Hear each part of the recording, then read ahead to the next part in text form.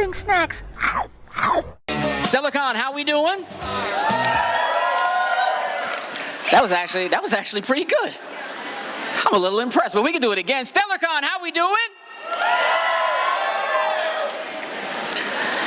I want to welcome to the stage an incredible voice actress, Christine Marie Cabanos.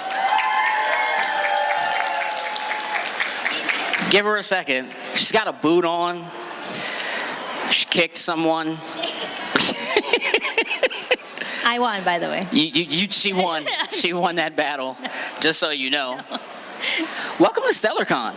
Thank you. You're welcome. It's my first time in Pennsylvania, I think. First time in Pennsylvania ever? I think so. Okay. Unless I'm mistaken. Well, let's not pretend that you were here before and it was forgettable. Let's just say that this is your first. I'm pretty sure this is my first time. Let's just say this is your first time. Yeah. All right, listen, you have such an extensive background. Oh, thanks.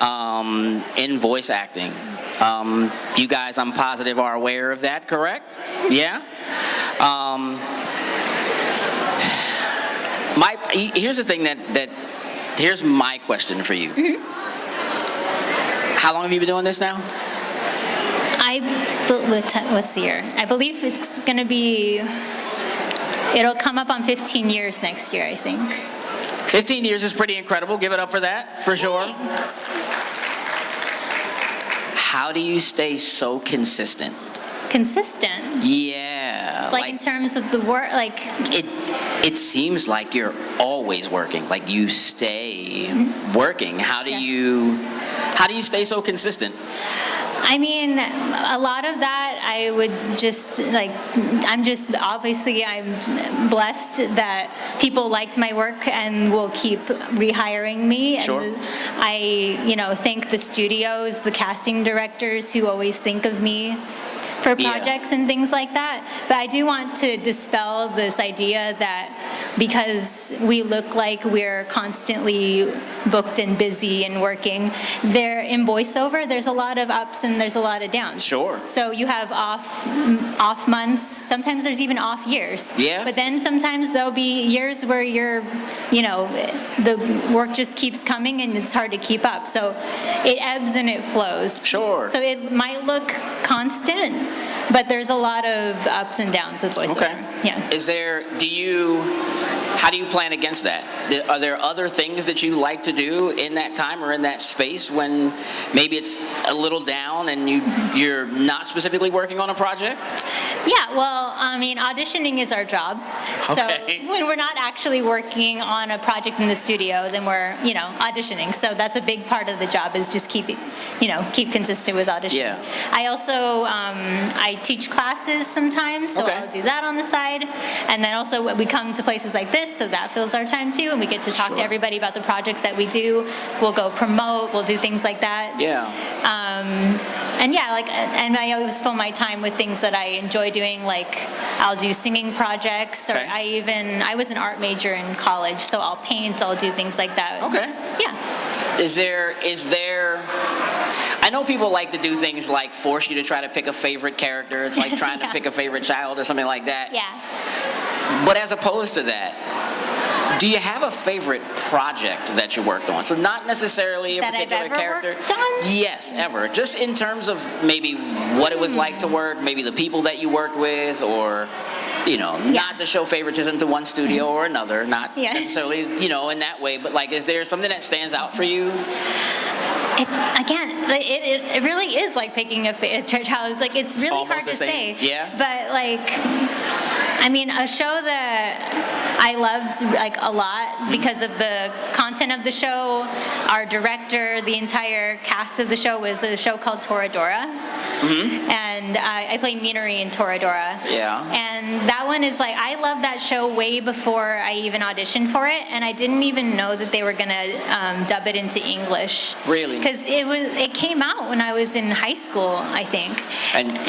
But we didn't dub it until I was in my 20s. So I was so excited and honored to work on that show because I loved it just as a fan. So did you know that you were auditioning for it? Are there times when they bring you in to do do an audition and you don't necessarily know what the project is? Did you? I think that one I auditioned partly in person, so I did know what the project was. But there are times where they hide. They use code names. Yeah. They'll hide. They won't show you the picture so that you actually don't know what you're auditioning for. But that one I did. Have you ever been able to guess? Like if there was a code name and there was something where you like ahead of time were you able to figure out? Maybe sometimes. You can kind of figure it out. Yeah. Okay. If you're, are there specific kinds of projects that you look for? Like when you decide to audition, are there specific things that call out to you that are the ones you want to do? Well, I kind of like have my wheelhouse. Yeah. So like the characters that I know that I've gotten my little bag of tricks, like I'll audition for those because my chances are higher of booking them. Sure. But for me personally, just like projects that I like, I do look at the animation style, and things like that. I also like I like all of the genres. My favorite genre is slice of life things. Toradora is a slice of life, so I think that was a reason why I liked it a lot. But I'm very open to lots of different types of projects. When you say animation styles, what are you drawn to?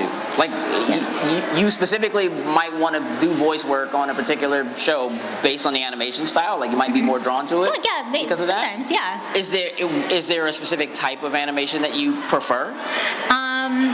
I've always been a big fan of Clamp from Japan. Yeah. So they did Cardcaptor Sakura, Magic Knight Rare, and all that stuff. So if there's anything that looks like that, I love. I also love anything that Studio Trigger does. Okay. Yeah, so like Promare and Kill la Kill and all of those things. Was it Panty and Stocking? Like all that stuff. What was your, as an anime fan, what was your gateway into anime? Like, what's the first thing you watched? What was the thing that, like, you saw it and were like, this is a thing. I need more of this. I feel like I was if for all the 90s kids, I would watch, I think it was UPN 13. Yeah. There's like Sailor For us, it was UPN 20 where I live, right? UPN 20. Okay. There's Dragon Ball, there's Sailor Moon, but at the time, Pokemon and all that stuff. But at the time, when I was a kid, I didn't know they were anime, if that makes sense. They were just shows. They were just shows on TV, Yeah, so like in elementary school, I was super into Pokemon like everyone else was. Sure. Doing the Poke Do you rap. have a favorite? Did you say you do the Poke rap? It sounded like that's what you said. In elementary school, I would do the Poke rap. I wasn't going to put you on the spot, maybe. But, okay, do you have a favorite Pokemon? I'm particular to fairy types, but I play Acerola now in Pokemon Masters, so I will say Mimikyu. I do love a Mimikyu. That's fair. Yeah. Is that okay with you guys? Yeah. That's their favorite? Do you guys Pokemon fans? Yeah. Out here? Okay. I know you are. My kid's favorite is Jolteon. Your kid's favorite is who? Jolteon. Oh, is that so? Yeah. Do we have other? You're shaking your head like absolutely. Jolteon for sure. 100%. Okay, so you like Studio Trigger. Pokemon was kind of a gateway. Yeah. When did you realize what you were watching as a kid was anime? Was anime. How'd you figure it out? I think this is pretty niche. It was either Cardcaptor Sakura. I watched it in Japanese, and I fell in love with the magical girl genre. That's another genre I love, is the magical girls. Little Sailor Moon love and so forth, right? Yeah, there we go. Yeah, a magical girl for life. But I think I went over to a friend's house, and their older brother brought us some DVDs to watch. Okay. The first one I think was called Battle Athletus. Oh, yeah. Battle Athletes or Angel Link. They're very, I feel like they're not a lot of people know about them. Or like Alita. Oh yeah, my family was very into Battle Angel Alita. Okay. Yeah, so those are my gateways. I am more partial, specifically when it comes to anime, I am more partial to like the OVAs, to the movies, than I am the shows specifically. I think. Do they do OVAs as often as they used to? No, but I feel like they should. They really should. I really miss that. I feel like they should. I kind of like the getting in and getting out and establishing something and loving it and then watching it over and over and over again. I feel like, and those become like instant classics too. I agree. Yeah. I agree. Do you have a favorite like movie OVA? OVA. Trying to think of one that counts counts as an OVA. Because like Paprika is not like an OVA, right? That's just a movie itself. We'll call it an OVA. And then I used to love, I watched Love Hina a lot growing up. And there was an OVA for Love Hina that I really liked. Okay, I think that's fair. Yeah. I'm wondering, you guys have questions at all for Christine? Do you all have some? I see we have some questions. Jokes, can you come get a mic? We're gonna let the crowd ask a couple of questions. Sure thing. Because that's okay with you, right? Yeah, that's of cool. course. While he's getting a mic and is going to get out here to some of these folks to ask some questions, as far as your voice work, you've done video games, anime. What's the difference for you in recording something for, say, a show or a movie versus what it's like for you to do voiceover for a video game? I think they're pretty different. Yeah. Yeah, when I'm recording for an anime show, typically, since we're dubbing it, we already have final picture. Yeah. And so you can see. Yeah, I get to see what's happening. We go line by line, one at a time. And the tricky part about that, though, is that we have to, we don't get the script ahead of time. So we have to cold read the line, internalize it, act it to the picture matching the mouth flap. Yeah. Yeah, and that happens within a few seconds, every line. So that part of it is it's like a muscle. Yeah. We always have to, it takes practice and technique to do those kind of things. How long is a typical session for something like that? It depends on the intensity. So if it's vocally stressful, like say you're on Demon Slayer and you're just yelling and yelling and yelling. Yeah. I think 2 hours, 3 hours is max is probably maybe pushing it. Depends. Okay. But if it's not vocally stressful, typical you have 4-hour sessions. Okay. I've had some where I think for Squid Girl, they were trying to get me done the whole season in a certain amount of time. So I was literally there from 9 to 5, the whole entire day. Like a regular. For a week or so, just to try to get it all done. Everything out, yeah. Okay, so they were against the wire. Yeah. And that pushed you against the wire. Yeah. A little bit. I had sprained my ankle then, and I had my foot up in the booth while doing it. So you got to just kind of relax but you still have to emote and so forth. Do you put your body into it when you're doing that? Yes. Is that I think it's very necessary. I don't know how to do it without my entire body. Because again, they say when your voice is your instrument, you really are using your entire body. I would agree. And I feel like you can hear it in your voice when you are sitting down versus when you're standing up and doing the moves. Obviously I'm not roundhouse kicking in the booth. I mean, you could be. You could, yeah, but I will, if my character's being choked, it sounds bad, but I will put my hand up to my neck because it sounds more realistic. Yeah. Or if we're throwing punches, there is something that happens with your body where when you throw your punch or move your muscles, you'll hear it in the way that you breathe and all that stuff. Yeah. So, yeah, I think physicality is very important. You got to stay on mic, but physicality is important. Okay, I get that. And the difference between doing that and, say, voicing a video game. A video game, typically, because the storylines are so expansive and there's so many different endings and things like that, we don't get to see what our character is doing or what they look like. We don't have gameplay or anything that we get to see. So we have to use our imagination a lot. We rely on our director a lot to tell us what's happening. It depends. They're just two completely different things. Okay. I do enjoy voicing video games. Yeah. There's a little more freedom because I'm not beholden to the lip flaps. To the mouth flap. Yeah. So I can kind of, flex and enunciate or, inflections on different parts or things like that. Sure. So I can kind of have more freedom acting-wise in that way. Cool. But also there's so many lines in a video game that we're moving very, very, very quickly. Yeah. So there's also that. You're kind of just boom, boom, boom, boom, boom down the line. You got to get it all. Yeah. You get stuck doing a lot of grunts, hits, and you get stuck doing all that kind of stuff too? Is that? Oh yeah, we do all the battles and stuff like that. The battle lines we'll usually save for the end because they're more vocally stressful. Got it. Yeah. So you protect yourself. Yeah. Your voice going in. Okay. We have a couple questions out here. We have a question here. Awesome. I was just curious, after you voice a character for a long time and you're just talking as a regular day, do you ever end up doing the voice for the character in just a regular conversation? I don't typically end up doing it in a regular conversation. I think one time I tried to do it through a drive-through once. Did you really? I thought that would be funny.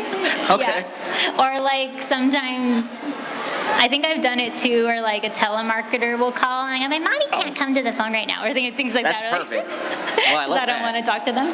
But yeah, it doesn't usually slip out, but sometimes I will, like, I don't know if you guys are probably aware, like in anime, there's a lot of effort sounds that they do, like little like, or like stuff like we don't, like when you get up, you don't normally do that, but sometimes now I kind of do. Do you really? Sometimes I will effort in my everyday life, but Become a habit? not always, yeah, I guess it's just a habit. I mean, after you do it for 15 years, I guess I could see that becoming a thing. Yeah. Jokes, do we have another question out here? Okay. So if you were given the chance to voice any like character that you grew up watching, what would be your dream role? Oh, that's a good one. I think I got it. It's Cardcaptor Sakura. For you guys, any of you guys who know that one, they've already dubbed it and everything. So I don't think my chances are very high. But I would have loved to have been like Sakura. Yeah. She was like my everything when I was growing up. I appreciate that. Yeah. Or a Disney character. If there's any Really? Disney princess that I could be, that would be a dream come true. Who would it be? Who's your favorite Disney princess? Like ever when I was a kid. Ever? Ever? Rapunzel. Did it change? Kinda, yeah. Well, when I was a kid, I would love Jasmine. Okay. And then when I grew up, when Tangled came out, Rapunzel became my favorite. Jasmine got replaced. Yeah, not happens. replaced. No, I mean, she's not at the top anymore. So that's. What do you do to protect your voice? How do you make sure, I mean, with all the kind of work you do and so forth, like what do you do to protect your voice? Well, in sessions, like I said, so if I see lines that are vocally stressful, I will request for them to be at the end. Okay. And they also usually have to disclose to us when it will be a vocally stressful session. Staying hydrated is very important. Okay. You have to stay hydrated before, during, after. Okay. And I heard the best way to keep your vocal cords specifically hydrated is heat and citrus. So I'll have just like a hot lemon and water before the session to warm up. So you don't have like a secret tea recipe A secret tea. you can share with everyone? There is something, it's I don't use it very often anymore, but it's a Chinese herbal remedy. I forgot what it's called, I forgot. We won't pressure you to figure it out now. You can probably find it online. It's like a loquat syrup from China, and a lot of voice actors will use that as like a magic elixir. It like coats your entire throat. Yeah. Yeah. That's cool. Okay. And so you do that even in your everyday life. Do you like still try to work to protect it, or is it more when you're focused and you have sessions that are coming up, do you do things differently?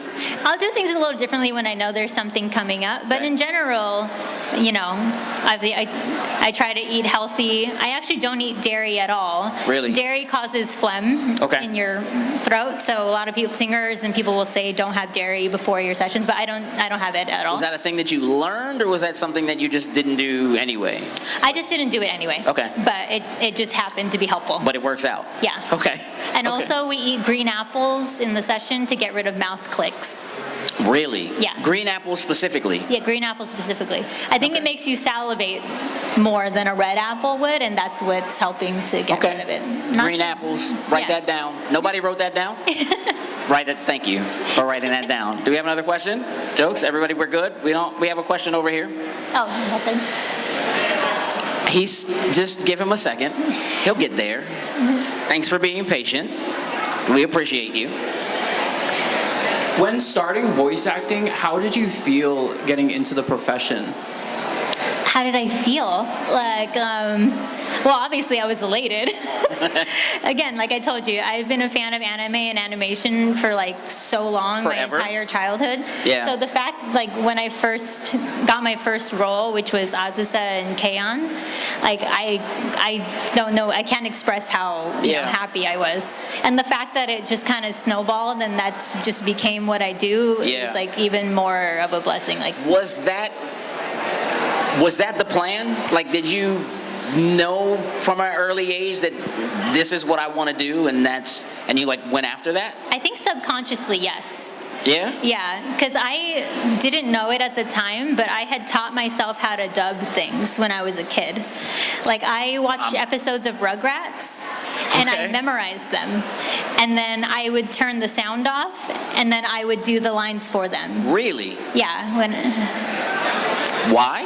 I don't know. Okay. I don't. Okay. Could not tell you. It was just something It was just cool. I wanted to do. Yeah. Yeah, and then when I saw Christine Cabanos, who plays Chucky on the show, Yeah. when I saw her name come up at the end, and I realized like there were people That were doing that. it, Yeah.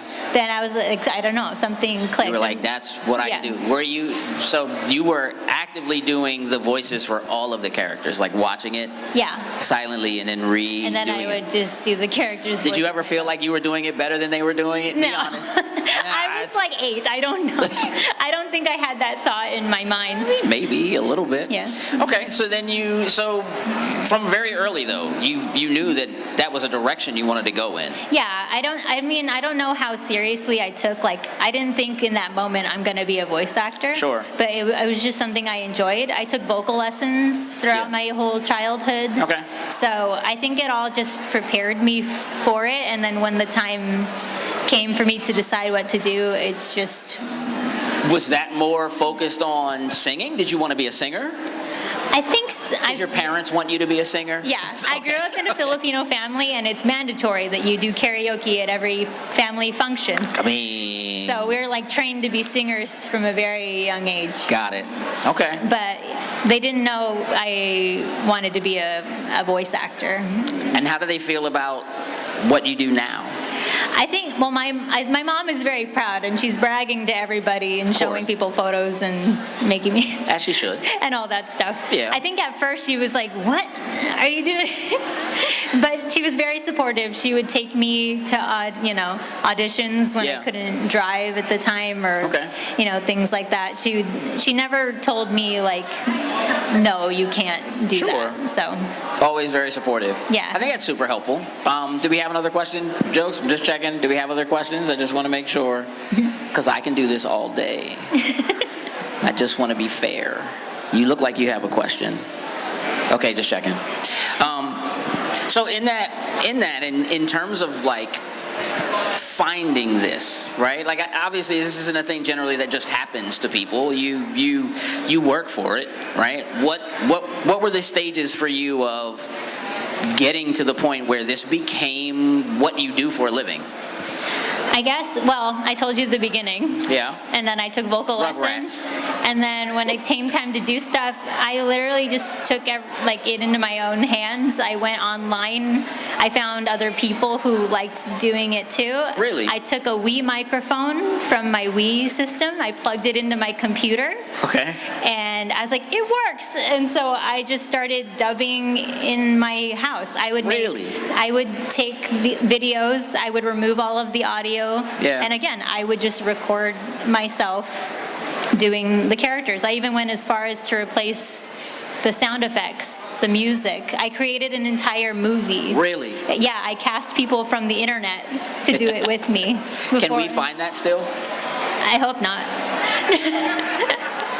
All right, super sleuths. I'm expecting you guys to go find it. I don't know how good it is. I need to know before the show's over. Somebody find it. I'm looking at you. But I think, and then I just think it's a testament to like, again, I love this so much, I did it for free. Sure. So, yeah, like the voice acting is like a labor of love. And I Yeah. told you, there's lots of ups and downs with any acting career. Of course. So, if you don't like absolutely love it, then it's probably not, for you. It can be rough in some cases. It would be rough, yeah. Are there other things that you want to do behind the scenes? Do you want to cast other people, or are there other kinds of roles you? I think casting and directing is very interesting. Yeah. I do a little bit of directing of my students when I teach classes. Okay.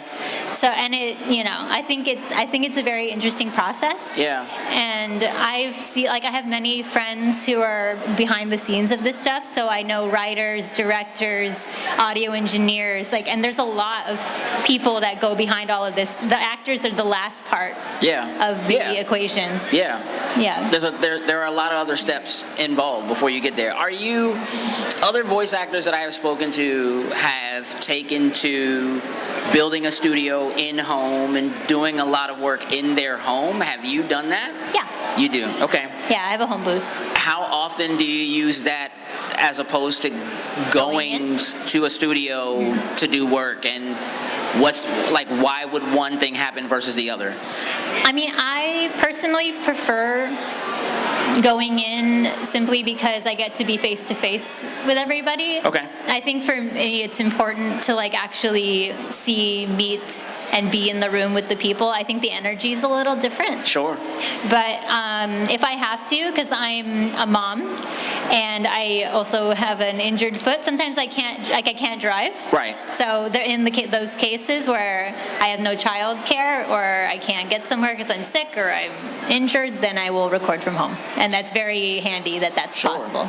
Is there ever like an issue with it? Are people like, well, no, we'd really rather you come in as opposed to do it? Yeah, sometimes they're adamant about like, no, you must be need to be here. Session. How often are you in a session where you are with other people? A lot of times I talk to people and they're like, well, a lot of times we're separate. We don't see each other when we, so how often does that happen for you? Typically we are separate. I've had I've probably only a handful of occasions where I have been in the booth with other people, and it's been really cool because it's nice to play off of them, and like I hear their line read immediately, I get to immediately react to them. It's very different. So I did that for a show from Zag. I gave, Miraculous Ladybug? Yeah.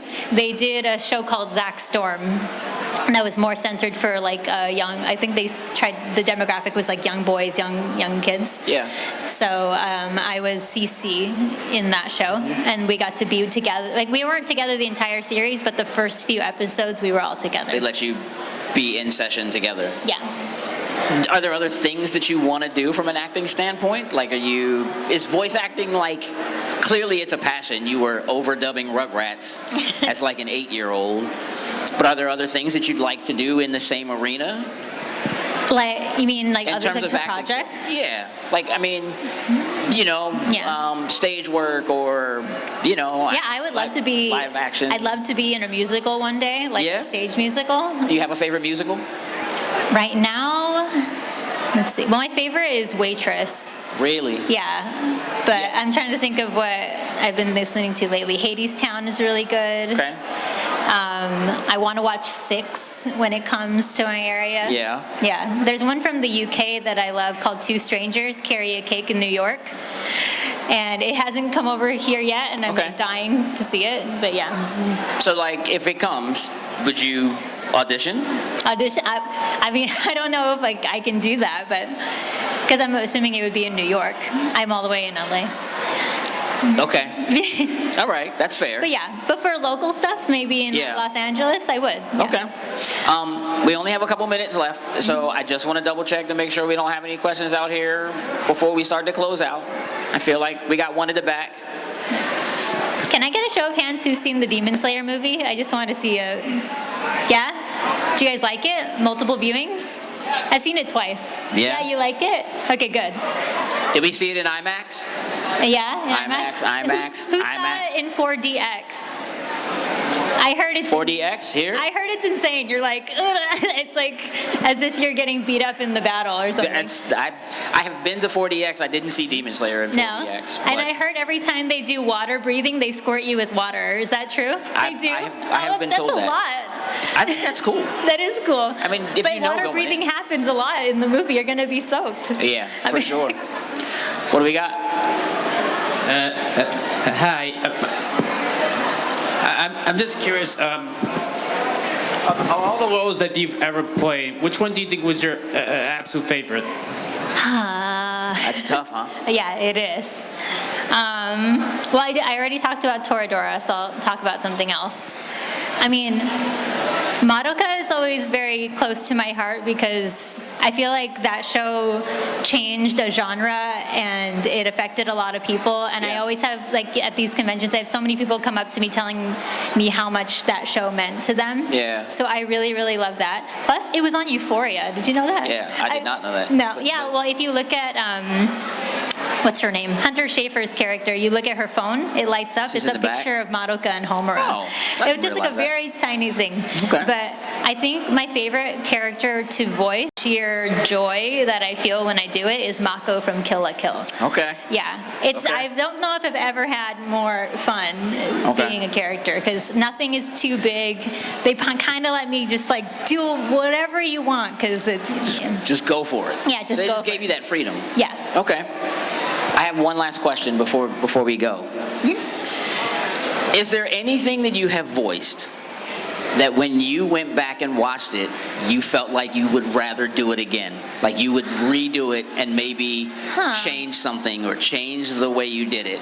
It's hard to say. It Yeah. feels like they almost feel like little time capsules of my life where Sure. I'm like, well, that's just who I was at that time. Okay. And I love that. I mean, it would be a lie to say that I've listened to everything from the beginning days and loved every single thing of it. Sure. There was always things where I'm like, oh, why did I say it like that? Or like, Yeah. or it's kind of like that thing where if you ever watched a video of your younger self, you're like, I sounded like that. Yeah. Yes. Yeah. I've done that for Yeah. sure. But there are times when I'm jealous of my younger self's voice. Really? Yeah. 'Cause Why? I'm like, oh, I sound so small. I wish I sounded that small now. I mean, I still sound small. Yeah. But Yes. but I sounded even smaller then. Okay. If you can believe that. And you wish that you sometimes still sounded a little smaller. Sometimes. I just think it's cute. Do you feel like you would? Do you feel like there are roles that you could get if you still sounded as small as you did then that now are not? I mean, possibly. I'm still playing little kids, so like Yeah. I'm still kind of in the same demographic. Okay.